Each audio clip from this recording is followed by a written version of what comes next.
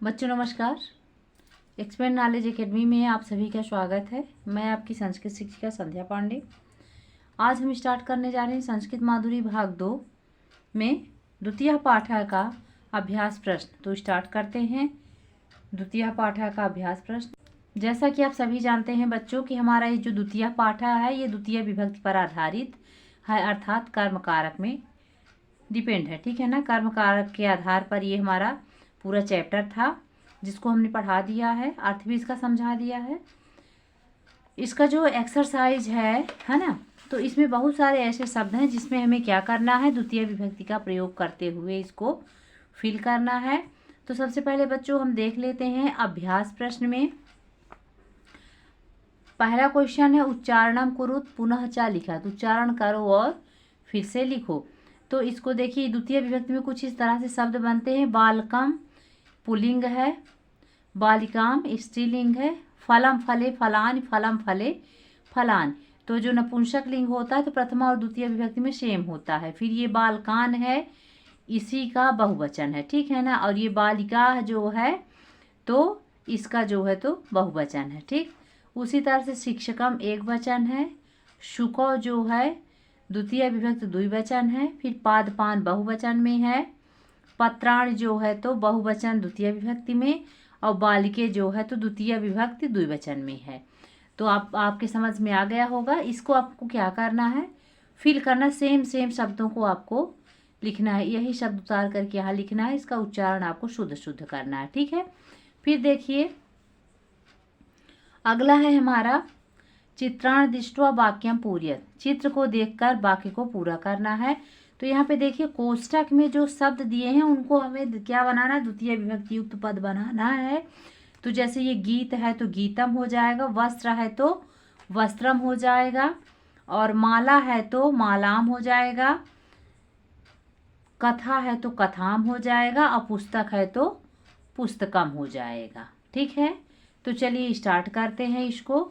तो बालिका गायति, तो बालिका क्या गा रही है, तो बालिका गीत गा रही है, गीतम गायति हो जाएगा। ठीक है, तो यहाँ पे आप लोग कैसे लिखोगे, कुछ इस तरह से आप देख सकते हैं। सेंटेंस जो हमारा बनेगा वो इस तरह से बनेगा। गीत को जब हम द्वितीय विभक्ति में ले जाएंगे तो क्या हो जाएगा, गीतम। ठीक है, थोड़ा हम बड़ा लिख रहे हैं ताकि आपको परेशानी ना हो, है ना। रजका छालियत, छालियत में इसमें कौन सी धातु है, छाल धातु है। तो रजक धोता है, रजक यानी क्या होता है, धोबी होता है ना। धोबी धोता है, क्या धोता है, वस्त्र यानी कपड़े को धोता है। तो अभी तो ये खाली कपड़ा बस है, इसमें जब द्वितीय विभक्ति का प्रयोग कर देंगे तो चिन्ह अनुसार हो जाएगा कपड़े को, तो ये वस्त्रम हो जाएगा। यहाँ आप माँ भी लिख सकते हैं हल के रूप में, है ना, हलंत लगा करके। मालाकार यानी क्या होता है, माली होता है। रचयत यानी होता है बनाता है, रचना का अर्थ है क्या बनाता है, माला को बनाता है ना, तो क्या हो जाएगा, मालाम हो जाएगा। इस तरह से चाहे लिखिए, चाहे इसके ऊपर आप बिंदी रख देंगे, बात एक ही है। ठीक है, फिर छात्रा लिखा थी, छात्र लिखता है, क्या लिखता है, कथा। कथा यानी क्या होता है, कहानी होता है। तो कहानी लिखता है, कहा। तो जब हम द्वितीय विभक्ति का प्रयोग कर देंगे तो हमारा सेंटेंस जो बनेगा तो हो जाएगा छात्र कहानी को लिखता है। ये बार बार मैं को शब्द का प्रयोग क्यों कर रही हूँ, क्योंकि कर्म कारक द्वितीय विभक्ति का जो चिन्ह होता है वो क्या होता है, को ही होता है। ठीक है, फिर यहाँ पुस्तक है तो क्या हो जाएगा, पुस्तकम हो जाएगा। इस तरह से छात्रा पुस्तकम पठाती, यह छात्रा देखिए ये पुल्लिंगवाची है, स्त्रीलिंगवाची, छात्रा पुस्तक पढ़ती है। तो ये हो गया हमारा क्वेश्चन नंबर 2। अगला देखते हैं। चलिए अगला क्वेश्चन है अधोलिखित पदान द्वितीय विभक्ति प्रयुज्य पुनः लिखत। ठीक है ना, अधोलिखित अर्थात नीचे लिखे पदों में द्वितीय विभक्ति का प्रयोग करके आपको फिर से लिखना है। पर ध्यान ये भी देना है कि जो है ना, जैसे ये सह प्रथमा विभक्ति एक वचन में है, तो जो यहाँ एक वचन में मतलब शब्द सारे यहाँ पे प्रथमा विभक्ति के दिए हुए हैं। ठीक है ना, और प्रथमा विभक्ति के दिए हैं, लेकिन इनका वचन जो है तो वचन चेंज है। तो आपको जब आप द्वितीय विभक्ति में इनका प्रयोग करेंगे तो ये वचनानुसार जो जिस वचन में उसी वचन में इनका प्रयोग करना है। ये नहीं कि बहुवचन में दिया हुआ शब्द है प्रथमा विभक्ति में तो आप द्वितीय विभक्ति का प्रयोग एक वचन में कर दें, ऐसा नहीं है ना। जिस वचन में होगा उसी वचन में आपको प्रयुक्त करना है, बस ये एक विभक्ति आपको चेंज करना है, ठीक है ना। तो चलिए स्टार्ट करते हैं। शाह का तम लिखा है तो शाह जो दिया हुआ है सा स्त्रीलिंगवाची शब्द है तो इसका ताम हो जाएगा, ठीक है। अहम आवाम वयम तो द्वितीय विभक्ति में जाएगा तो माम हो जाएगा। सभी का मैं अर्थ भी बताऊंगी। त्वम युवाम यूयम तो त्वम का द्वितीय विभक्ति में जाएगा तो त्वाम होगा। सह तम, तम यानी उसको, और फिर यहाँ पे क्या लिखा हुआ है ताम, ताम यानी स्त्रीलिंग में, दोनों को अर्थ वही होगा, ठीक है। उसको और ये मुझको तुमको, इन सब का अर्थ ये हो गया, ठीक है ना। अब चूंकि एतत् शब्द जो है तो नपुंसक लिंगवाची शब्द है तो हमने आपको बताया है कि जो नपुंसक लिंगवाची शब्द होते हैं तो वो प्रथमा और द्वितीय विभक्ति में सेम ही रहते हैं, है ना। एतत् एते एतान, एतत् एते एतान, पुष्पम पुष्पे पुष्पान, पुष्पम पुष्पे पुष्पान, इस टाइप से।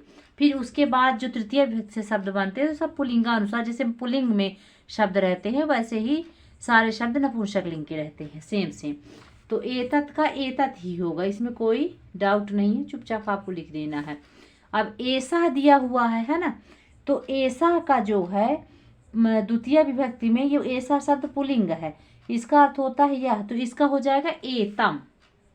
ऐसा का द्वितीय विभक्ति में ले जाएंगे ऐसा को तो इसका अर्थ क्या हो जाएगा एतम। और फिर इसी को जब हम स्त्रीलिंग में ले जाएंगे ऐसा को, अब ये ऐसा है, ऐसा ये स्त्रीलिंगवाची है तो एताम हो जाएगा। कह का अर्थ होता है कौन, तो जब इसको द्वितीय विभक्ति में ले जाएंगे, ये पुल्लिंगवाची है, ध्यान रहेगा ये कैसा शब्द है पुल्लिंगवाची है तो इसका अर्थ हो जाएगा कह का क्या हो जाएगा कम हो जाएगा, यानी किसको। फिर किम के कान, किम के कान ये नपुंसक लिंगवाची शब्द है तो ये प्रथमा द्वितीय विभक्ति में सेम रहता है तो इसका किमय होगा, किम का क्या हो जाएगा किम होगा।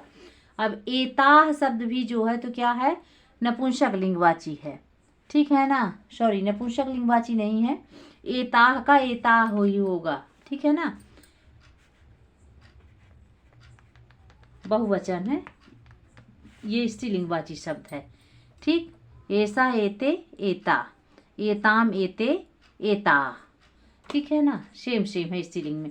फिर त्वम युवाम यूयम तो यूयम देखिए शब्द क्या है बहुवचन में है तो इसका जो द्वितीय विभक्ति में बहुवचन शब्द बनेगा तो युष्मान बनेगा। युष्मान का अर्थ होता है तुम सब को, ठीक, युष्मान।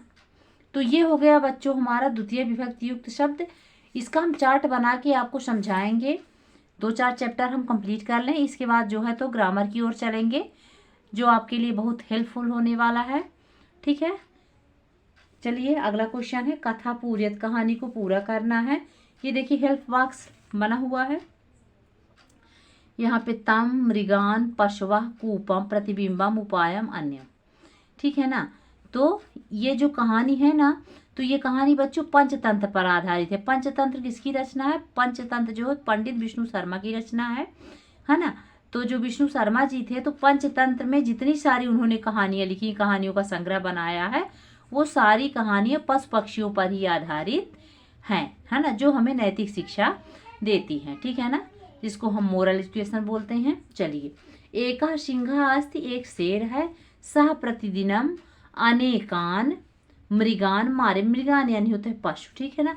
सर्वे डैश डैश सिंघम गच्छन तो यहाँ पे पशवा हो जाएगा, क्या हो जाएगा पशवा बहुवचन है, ठीक है ना। सभी पशु जो है शेर के पास जाते हैं, चा बदंती और बोलते हैं, वयम स्वयं एव तब समीपम आगच्छम, क्या कहते हैं कि हम स्वयं ही जो है तब यानी तुम्हारे समीपम यानी पास, आगच्छाम यानी आते हैं, है ना। सिंघा अवदत, शेर क्या बोलता है, शेर बोलता है एवं अस्तु, कहता है कि ठीक है ऐसा ही हो। प्रतिदिन हम एक मृगः तत्र गच्छति, मतलब हर रोज एक जीव शेर के पास जाता है। और सिंह क्या करता है, मृगान यानी उन जानवरों को क्या कर लेता है, खा लेता है, ठीक, खाता है। फिर एकदा शशका से वारम भवत, एक बार शशक यानी होता है खरगोश का दिन होता है, खरगोश की बारी आती है, तो वह क्या करता है, सोचता है। क्या सोचता है, उपाय सोचता है। तो आप यहाँ पे लिख सकते हैं उपायम चिंतयति, ठीक है ना, उपाय सोचता है।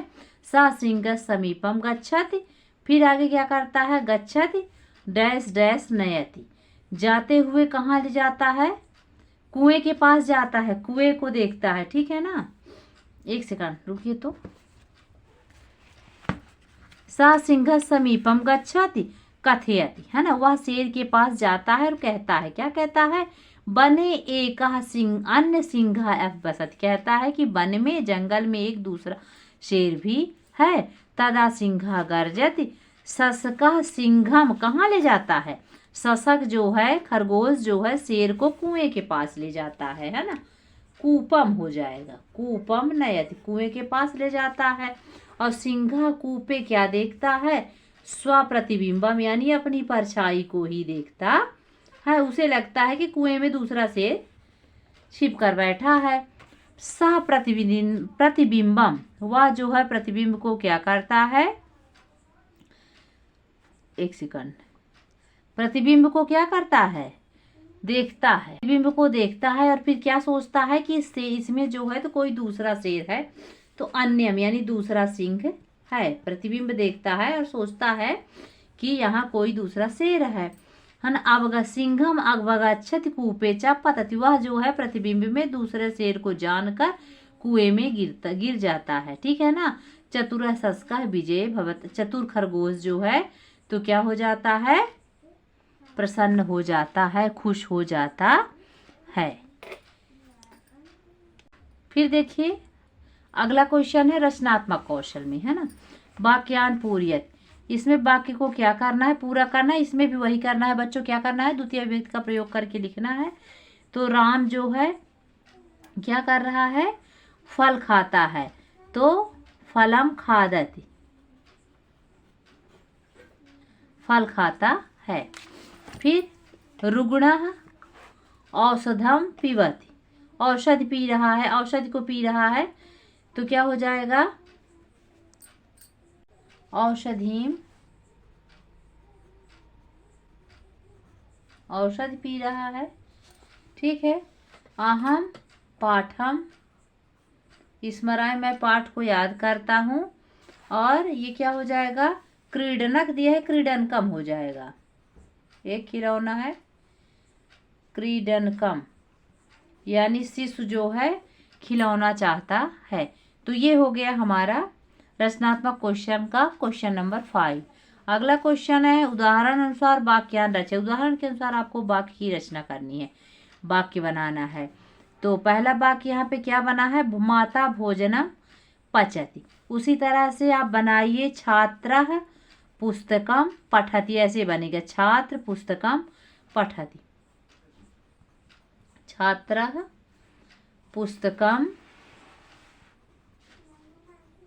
पठति, ठीक है। ये हो गया हमारा दूसरा क्वेश्चन। फिर है भक्तः देवम नमति हो जाएगा, ठीक है ना, भक्त जो है देव को क्या कर रहा है, नमस्कार कर रहा है, प्रणाम कर रहा है, देवम नमति, ओके। अगला देखिए शिक्षिका है, तो शिक्षिका का क्या हो जाएगा, प्रश्नम पृच्छति,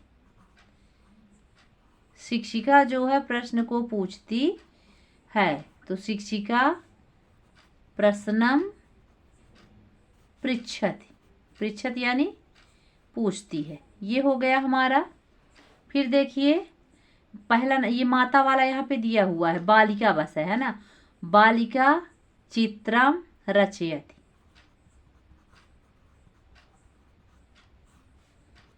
चित्रम रचयति। यहाँ पे देखिए जो जितने सारे शब्द बने हुए हैं सब द्वितीय विभक्ति का प्रयोग सभी में किया गया है, जैसे पुस्तकम, देवम, प्रश्नम, चित्रम, इन सब में किसका प्रयोग किया गया है, द्वितीय विभक्ति का प्रयोग किया गया है। तो बच्चों ये था हमारा द्वितीय पाठा कर्म कारकम, जिसमें द्वितीय विभक्ति पर आधारित सारे शब्द को आपको बनाने थे। इसे हमने कंप्लीट करा दिया है। अगली वीडियो में बच्चों हम तृतीया पाठ है, तृतीया विभक्ति अर्थात कारण कारक को पढ़ेंगे।